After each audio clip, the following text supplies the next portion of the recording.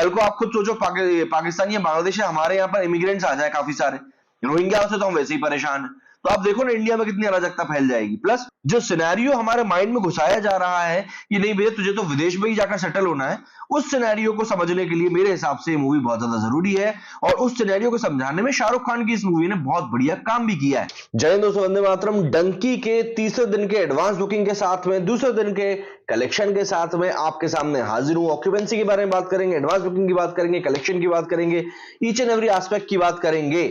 साथ ही साथ बात करेंगे कि आखिर शाहरुख खान की वो मूवीज जो कि पहले 75 करोड़ 65 करोड़ कमा रही थी, वही लोग आखिर दूसरी मूवी में कहां चले गए हैं, इस बारे में भी बात करने की कोशिश करेंगे और समझने की कोशिश करेंगे कि आखिर डंकी के साथ में लोगों को क्या दिक्कत हो रही है। क्योंकि देखिए मूवी मुझे बहुत पर्सनली पसंद आई है, मैंने आप अभी भी रिव्यू जाकर देख लेंगे, आपको ये चीज समझ में आ जाएगी। और मैंने उसमें क्लियरली बताया है कि पब्लिक को दिक्कत क्या होगी इस मूवी से, और मुझे पूरी गट फीलिंग है कि वही प्रॉब्लम इस समय डंकी से लोगों को आ रही है। बट आपको यह भी समझना पड़ेगा कि Dunki is a kind of movie जो कि आपको देखनी चाहिए।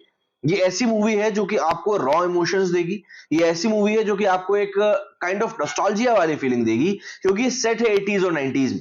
तो इसीलिए आपको इस तरह की मूवीज को बिल्कुल देखना चाहिए।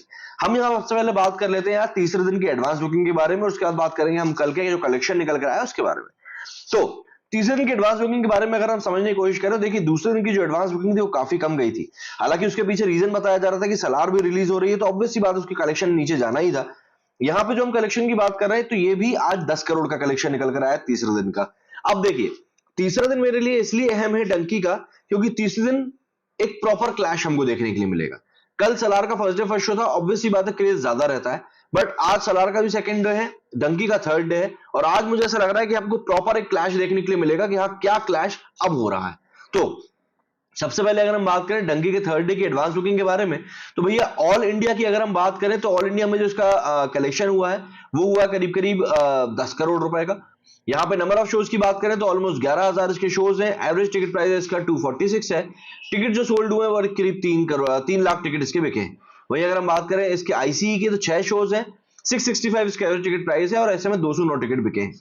अब इन सबको मिला के इन टोटल जो कलेक्शन आ रहा है वो करीब 10 करोड़ रुपए का कलेक्शन आ रहा है। अब यहां पर आप एक चीज और इंटरेस्टिंग देखेंगे कि जो एवरेज टिकट प्राइस है वो अभी भी अच्छा खासा बना हुआ है, लेकिन नंबर ऑफ टिकट जो आप देखेंगे वो 3 लाख हो चुके हैं, जो कि काफी कम है मेरे हिसाब से, क्योंकि we are talking about a Shahrukh Khan movie, that too with Rajkumar Hirani.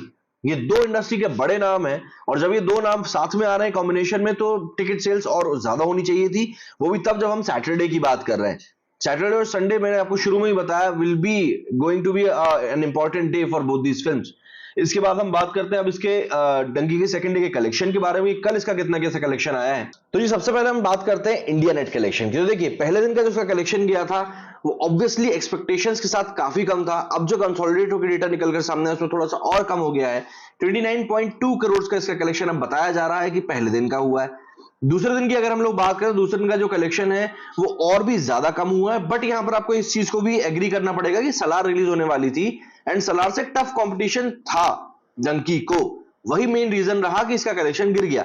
अब जो कई लोग बोल रहे हैं कि यार हिंदी में तो इसका कोई कंपटीशन ही नहीं है, अगर ऐसा वाकई में है कि डंकी का हिंदी में कोई कंपटीशन नहीं है तो इसका कलेक्शन ड्रॉप नहीं होना चाहिए था। दो you have to acknowledge the fact कि यहां पर कंपटीशन है और कंपटीशन काफी तगड़ा है।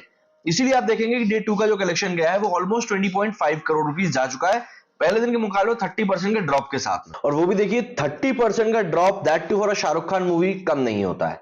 अब अगर हम बात करें डे 2 की ऑक्यूपेंसी के बारे में, तो दूसरे दिन की ऑक्यूपेंसी इसकी हिंदी में काफी कम गई है। मॉर्निंग शोज की अगर हम लोग बात करें तो मॉर्निंग शोज में 16.5 की ऑक्यूपेंसी गई, आफ्टरनून में थोड़ी बढ़ी 24.73 की गई, इवनिंग में थोड़ी और बढ़ी 34.32 की गई, एंड नाइट शोज में और बढ़ गई बट 50% थोड़ी सी कम रह गई, 49.29% की इसकी जो है भैया ऑक्यूपेंसी गई है। अब ये जो ऑक्यूपेंसी है ओके है, ये ऐसा नहीं है कि भैया बहुत अच्छी है या बहुत ज्यादा बुरी है, ओके ओके है। और कलेक्शन भी देखिए उसी तरीके का निकल कर आया है। अगर हम बात करें डंकी के डे 1 के कलेक्शन के बारे में, तो इसका इंडिया में जैसा कि मैंने आपको बताया कि 30 करोड़ का कलेक्शन गया है, 0.5 कमी है बट हम 30 करोड़ मान के चल रहे हैं। तो 30 करोड़ इसका इंडिया में नेट कलेक्शन गया है। ग्रॉस कलेक्शन की बात करें तो ये गया 35.73।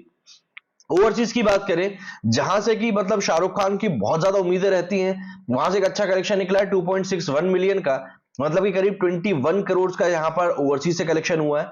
ऐसे में इन टोटल जो उसका कलेक्शन ग्रॉस जा रहा है वो जा रहा है करीब 58 करोड़ रुपीस।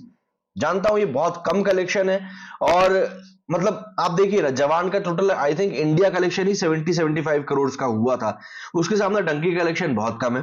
बट जवान के साथ में प्रॉब्लम क्या थी? प्रॉब्लम नहीं थी, जवान के साथ में प्लस पॉइंट क्या था कि वो मूवी पैन इंडिया लेवल के ऊपर रिलीज हुई थी। उस मूवी को साउथ में भी काफी अच्छा रिस्पॉन्स मिला था, क्योंकि साउथ के कई सारे एक्टर्स, डायरेक्टर्स उस मूवी में इंक्लूडेड थे। अपार्ट फ्रॉम दैट, जवान was a total commercial film, जो एकदम मार धाड़ वाली मूवी होती है ना, एकदम आहू, बस वही वाली मूवी थी, इसीलिए उसको मिलना ही था वो वाला कलेक्शन। और अगर मैं डंकी की बात करूं तो यार, डंकी का जॉनर पूरा अलग है। कई लोग इस चीज को समझ ही नहीं पा रहे हैं कि यार ये मूवी शाहरुख खान की अलग मूवी है। आप पठान और जवान के एक्सपेक्टेशंस लेकर जा रहे हैं थिएटर्स, तो इसमें आपकी गलती है। मैंने एक रिव्यू देखा था, उसमें एक भाई बोल रहा था कि Rajkumar Hirani has not evolved with the time. यार मुझे ऐसा लग रहा है कि अगर आपको 1980s और 1990s की आपको कहानी दिखानी है, तो you have to go back in the time ना बडी। आप 80s की कहानी को 2000 के हिसाब से नहीं दिखा सकते। ये आपकी गलती है कि आप जवान और पठान के एक्सपेक्टेशंस को लेकर थिएटर के अंदर गए थे। ट्रेलर में देखकर आपको समझ में आ जाना चाहिए था कि what kind of movie you are going to watch. अगर आप इस चीज को नहीं समझ पा रहे हो, तो ये आपकी गलती है, किसी फिल्म मेकर की गलती नहीं है। वहां पर मूवी को एक अच्छे से अच्छा प्रेजेंटेशन देने की कोशिश करी गई है। बट द थिंग इज, चाहे हम लाइफ की बात करें या मूवीज की बात करें, जो चीजें हमको लेट डाउन करती है वो होती है फॉल्स एक्सपेक्टेशंस। कई बार हम लोग बड़े हीरो से अच्छी एक्सपेक्टेशंस लेकर जाते हैं, लेकिन वो एक घटिया सी मूवी करके हमारा दिल तोड़ देता है। अगेन एक्सपेक्टेशंस, सामने वाले ने तो अपना पैसा कमा लिया, बट आपकी एक्सपेक्टेशंस टूट गई। इसीलिए मेरा मानना है कि आप जब ट्रेलर को देखें तभी आप समझने की कोशिश करें कि यार इस मूवी की ऐसी कहानी हो सकती है, एंड अकॉर्डिंगली आप एक्सपेक्टेशंस को रखें, उम्मीदों का रखें। वरना बार बार यही होगा, कई लोग बाहर से तक मूवी देखने के लिए इंडिया है कि नहीं हमको तो क्रेज हो गया मूवी देखना और ऐसा ऐसा। बट वही बात है, एक्सपेक्टेशंस। डंकी मूवी अपनी जगह पर अच्छी है, उसकी जो कहानी है वो वाकई में एक बहुत सीरियस इशू के ऊपर बनाई गई कहानी है, इमिग्रेंट्स के ऊपर बनाई गई कहानी है। हालांकि मैं इस चीज को बिल्कुल सपोर्ट नहीं करता हूं कि आप इमिग्रेंट्स को दूसरे देशों में भेजें, क्योंकि वहां से दूसरा देश भी डिस्टर्ब होता है। कल को आप खुद सोचो, पाकिस्तान या बांग्लादेश, हमारे यहाँ पर इमिग्रेंट्स आ जाए काफी सारे, रोहिंग्या से तो हम वैसे ही परेशान है। तो आप देखो ना इंडिया में कितनी अराजकता फैल जाएगी। प्लस जो हमारे यहाँ के रिसोर्सेज हैं वो भी बढ़ जाएंगे, जो हमको ही कम पड़ते हैं। तो इमिग्रेंट्स के तो मैं खिलाफ हूं, बट जो सिनेरियो हमारे माइंड में घुसाया जा रहा है कि नहीं भैया तुझे तो विदेश में ही जाकर सेटल होना है, उस सिनेरियो को समझने के लिए मेरे हिसाब से मूवी बहुत ज्यादा जरूरी है। और उस सिनेरियो को समझाने में शाहरुख खान की इस मूवी ने बहुत बढ़िया काम भी किया है। क्या कहना है अब आप लोगों इस बारे में कमेंट करके जरूर बताएं। मेरे इस वीडियो फिलहाल नहीं। जय हिंद, जय भारत।